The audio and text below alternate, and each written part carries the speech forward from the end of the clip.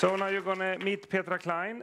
Petra Klein is a Värmland native who moved to Stockholm for career in IT and tech, and her career has progressed from managing firewalls and encrypting equipment to leadership in the field of cybersecurity. She used to work as an ethical hacker at the FRA, a Swedish National Defense Radio Establishment, and now she is the CISO at Swedbank, and also actively engaged and passionate about driving the inclusion and diversity work at Swedbank with Women in Cybersecurity and Swedbank Women in Tech. Please welcome Petra Klein.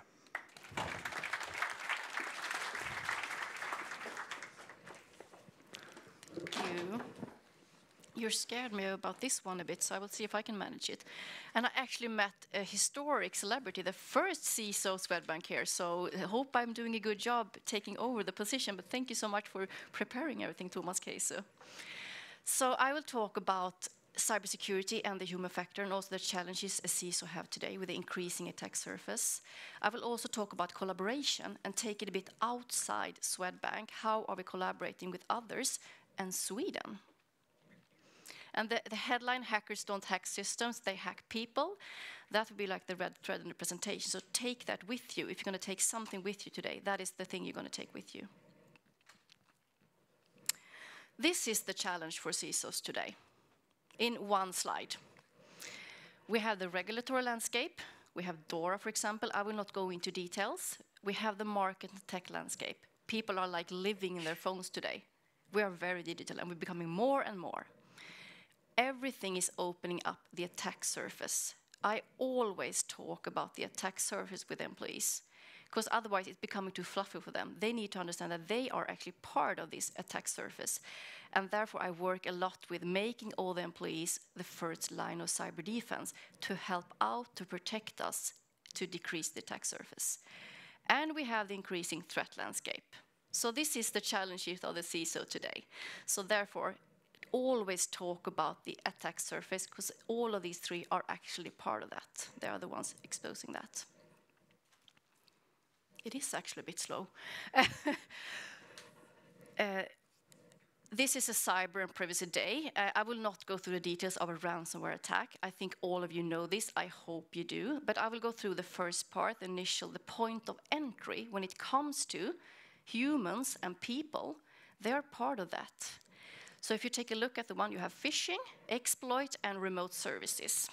We always have your externally exposed system with vulnerabilities. They should be patched. But most of the time, there's a human that needs to press the button to do the patching if you don't have automated patching. Phishing, clicking on links, people are involved there as well. So if we can get the people, the employees, to do a little less of clicking, it's decreasing the attack surface. So we work with something called assume breach. We expect to get a breach, and then we work according to that. And therefore, we need to educate people in that mindset. So it's all about working with the people, I would say.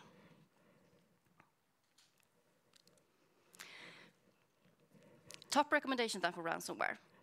This is cyber hygiene. The first four ones you're all aware of. But the one I will talk about a bit more, that is acceptable use and the user accounts. That is actually what the people can take responsibility for. So if people in your company say that, so what can I help them? Take responsibility to know what is actually expected of you. I brought my laptop here. That is actually the gateway into the network. Always use the language that the employees will understand. Make sure that you know exactly what to do. This is a corporate-owned device. One thing I did when I was new as a CISO, I was rolling out a login banner on the laptop. So when you logged into the laptop, you saw that this is a company-owned device. Unauthorized use is being monitored, because that was not there on the computers. So some people were using it for private use. Now they know it's a work tool, because you need to take the responsibility to know this is actually a corporate-owned device. When I'm logging into this computer, I'm actually entering the gateway into the network. So they need to be aware of that. User accounts. I will not, because I have another slide, we'll talk about this, but make sure that you work with accounts. All of your employees should be aware of what access rights they have. They need to take that responsibility. Also to use multi-factor authentication. I have mine with me, I will take an example of that soon. And also have trainings with employees and make them interactive. Another slogan then, hackers don't break in, they log in. Communication is key, I would say, when you communicate with people, because we need the people to understand security. I always say that we are 50 people working in group information security, but we're going to reach out to the other 16,950 working in this Swedbank group. And that we do by using communication material and language which they can actually understand and take with them. So when I say hackers don't break in, they log in. They don't break in like they did before. So your identity, that is the new security perimeter. That is your user account. And then it becomes realistic for them to protect their identity. So they need to understand that they are actually part of the first line cyber defense. They are the new security perimeter. So what you need to do is to create a security culture. And I'm not only talking about phishing, clicking on links, that is one part. I talk about culture for the entire bank, everybody working with everything.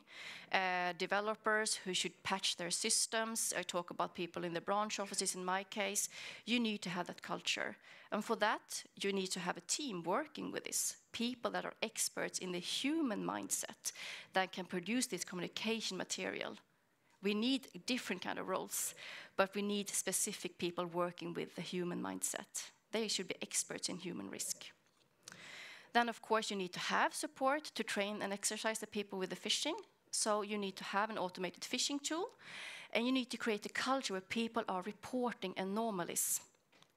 Because they are the best support, they are your best defense. That's why I have employees are the first line of your cyber defense. Because if you get this a bit of healthy, paranoid culture, if you understand me, where you're actually acting on anomalies and you're reporting them, you have all employees with you to help you, because you can't do this by your own in the security team. You need all employees to help out with this. So therefore, make it easy, make them understand where to report things and what to report. I got the question, what should I report then? I said, you are the expert on what you are doing. If you're working with an application, for example, with end users, you know what is actually out of the normal behavior for this application. I don't know that. I'm a security person, but you know your application best. So you are the best to understand. Now it's actually behaving different. That is what you should report. Anomalies, things that are out of the ordinary, the normal behavior. And you need to get the leadership with you. Security really starts from the top. And this is an example of a Swedbank's Group Executive Committee. And therefore, I brought this to show. I mean, not everybody used this. It's like your ID card, and you have a band around it. And this actually creates culture. It's research on this. I'm not making this up. When you put this on, you become, in my case, a Swedbanker. You go to work, and you get this fighting power. You want to protect your company against cyber attacks. And you also get the benefit of getting the people to bring you the card with them. So this is the Group Executive Committee. I was on a meeting with them in the beginning of my CISO role, and not all of them were wearing it. So I said, do you want to create security culture? Yes, they said. Good, then bring these on. And I had 20 of these with me. And they put them on like a ceremony, and like it was really like, and I felt like now I can really start. Now I have the management with me.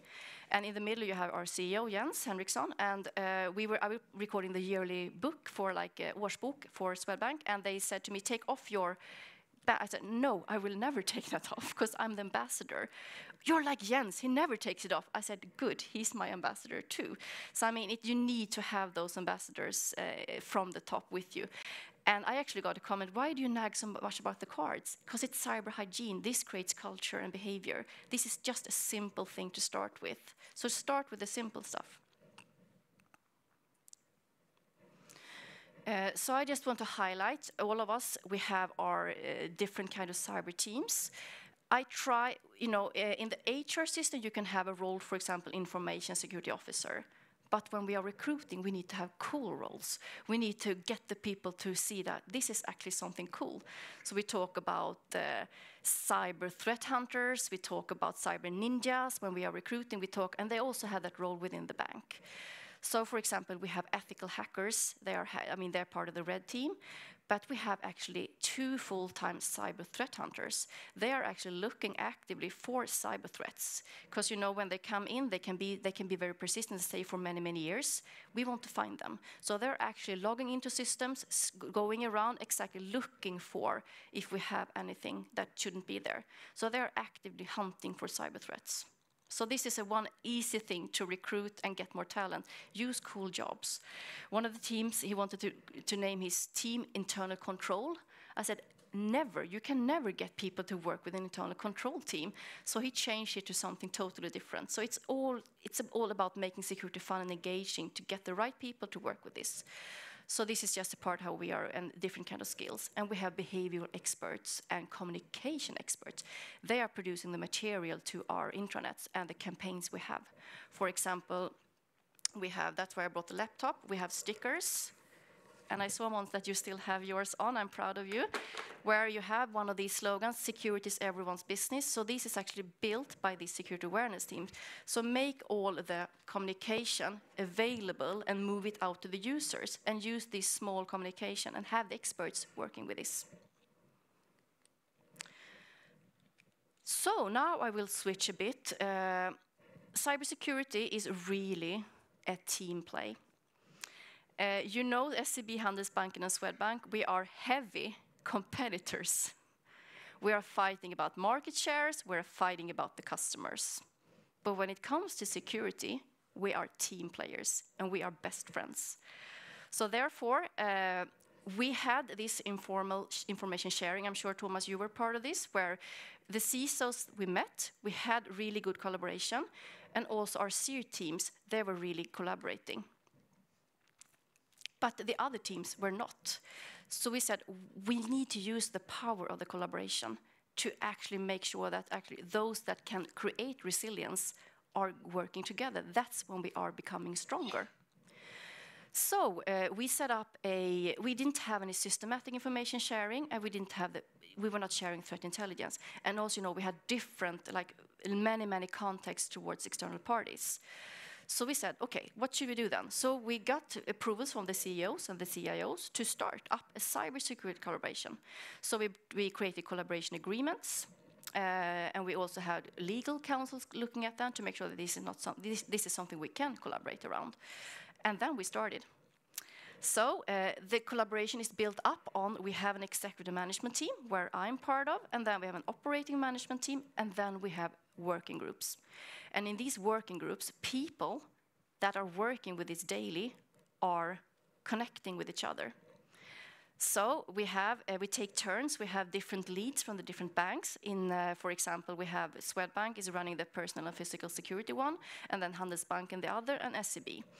And they have bi-weekly meetings where they are meeting physically. 3 banks are meeting and sharing knowledge and information about different kind of threat intelligence. This is so amazing. I mean, it's really it's a joy to be part of this. Right now, it's around 40 people working in this collaboration. And you can see when they are coming out of those meetings, they are so empowered because they have new colleagues. Then, of course, that was the financial sector. But what else? I mean, how are we using the power of this collaboration to actually influence and support other sectors? So when the National Cybersecurity Center was established, it was established 2021, they started up, and we started our collaboration pretty much at the same time. So they built up the center, and we started our collaboration. And then 2022, they said, we want a pilot sector. And we were knocking on the door and said, choose us. Because we have the cybersecurity collaboration. We have a maturity. When it comes to cybersecurity, we have a lot of resources. This is important for us. We need to have the trust from our customers. Security is important. And we can share so much to the other sectors. And we have a history of a collaboration. So choose us. And they did. So we were part of this, and we are working now. Now it's in line organization, and they are starting up energy, telecommunication, and transport and security company sectors. And we will be on the startup of the energy sector to talk about how we did it in the finance pilot. So that is being done. So we're going to start up new sectors now. So I think this is really, really important. So not only supporting the financial sector, but also Sweden as a national arena, which is really amazing. And there it's the first time where the private and the public sector are actually meeting and talking and sharing information, which is really amazing.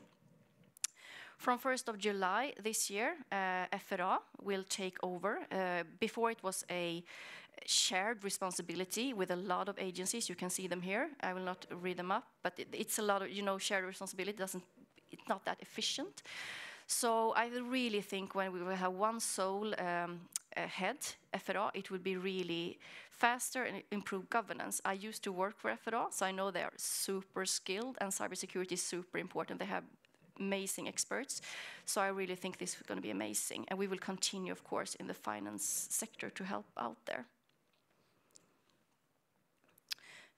You can get this presentation sent out later, but we have done so amazing deliveries within the collaboration. So we have actually given out a DDoS white paper. So if you go into the National Cybersecurity Center's webpage, you will find a DDoS white paper, which is actually coming from this collaboration. Also in these working groups, they have produced a ransomware white paper. And then all of the banks, we sat together and we saw, how are you mitigating the ransomware threat? And we said, this is how we do it, and this is how we do it, they said. And then we created a common plan, a ransomware action plan, a white paper. So there's a lot of good things coming out. And this is a picture. You can see we are happy, we are friends. And I mean, it's two of my closest friends now is actually Eric from Handelsbanken. He's the CISO there, and Christopher from SEB. So we are talking almost every day. So this is really like, it's my peers in this company. So we also have fun together. We have meetings, we meet up. I mean, we share governance, how are you working? So we are sharing everything that we can share within this collaboration. And it's so amazing and so rewarding. Then I will very shortly just, this is actually pretty historic. I think it was last Monday, the first product coming out from National Cybersecurity Center was launched. That was a collaboration where we presented a heat map. So this was the first time in history where, in this case, the financial sector sat together with the agencies I talked about, FRA, SÄPO, and MUST, and together created a heat map based on MITRE attack framework. And the reason we chose this framework is that we need to make it harder for the ones that want to attack us. So if we are sharing the threats, procedures, and tactics, we are becoming stronger. So we chose this framework because we want to make it really much harder for the attackers. And what we did was that we established a joint threat model. We reported, as Swedbank reported, this is the threat actors we see. The other banks did the same, and the same thing did the agencies. And then we went through this. Okay, so what kind of techniques and procedures are they using? Okay, they're using this and this and that. And we got the output of this was a heat map that actually was taken in together. So we actually have, instead of protecting towards everything, because that's not efficient, we actually do a risk-based, threat-driven heat map that can actually protect us against these common threat actors. This is a very strong paper. And then we took out the top 15. So this is actually, if you need to prioritize your security work, this is the 15 techniques and tactics you should actually protect yourself against. So I think this is quite historic, this is amazing, and now we are going to distribute this through the National Cybersecurity Center to other sectors, so everybody can take part of this. And this is, to be like a disclaimer, this is what we see in the financial sector. So I mean, that doesn't say that everybody sees it, but I think it's a very, very good start. So it's so rewarding to be part of this and produce things that is actually protecting, making Sweden more resilient. And now I will end with a little teaser from our security calendar. This is all part of the security awareness work we are doing to create a culture. So we have a security calendar where we are actually giving them a big piece of us, and this is the head architect for anti-financial crime. He is doing architectural designs, and he's singing. So you will see a bit of that now. I don't think the sound is working. Oh.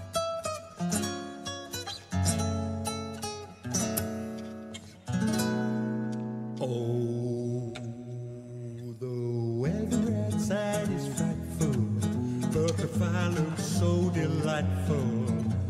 You have better take care. Ransomware, ransomware everywhere. You really need those access rights, especially like for local admin. Do take good care. Ransomware, ransomware everywhere.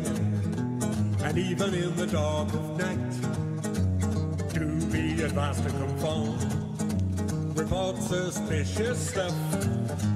Do not wait until dawn. You really need to click on the mail link, or it might put the bank in a sting. You take good care. Ransomware, ransomware, beware.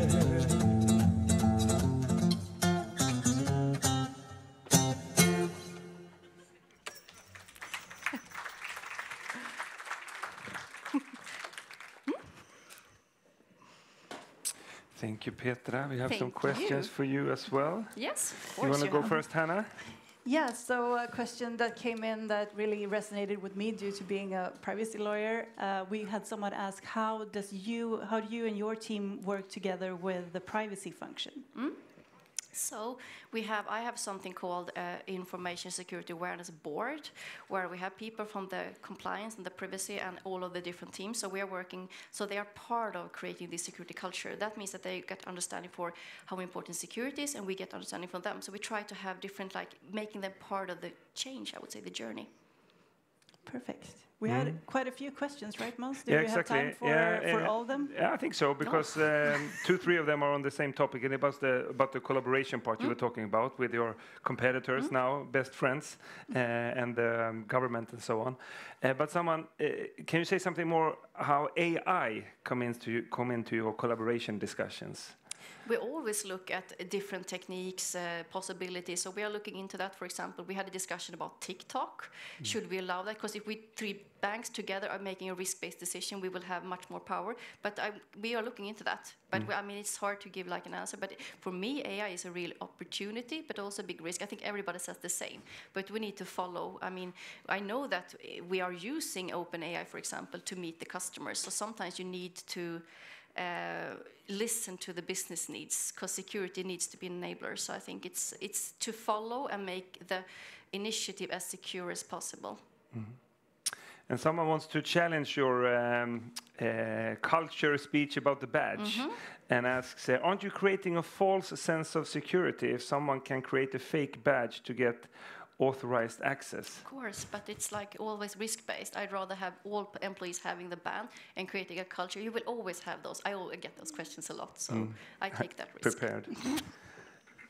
Anna, there's a DORA question. I don't know anything about DORA, so maybe you can help me out You here. give me all the legal questions. Yeah. The question is about DORA and if that will change your work in any way. Yeah, we really like DORA. It's a very good förordning initiative coming from EU, so I think it's amazing. So we really look into that, and also that it's risk-based, and it also looks at proportionalist. It's very like base. It's really fitting us as really good, and I like it's lex specialis now, so I think it's also very good. But we like DORA, especially the threat part.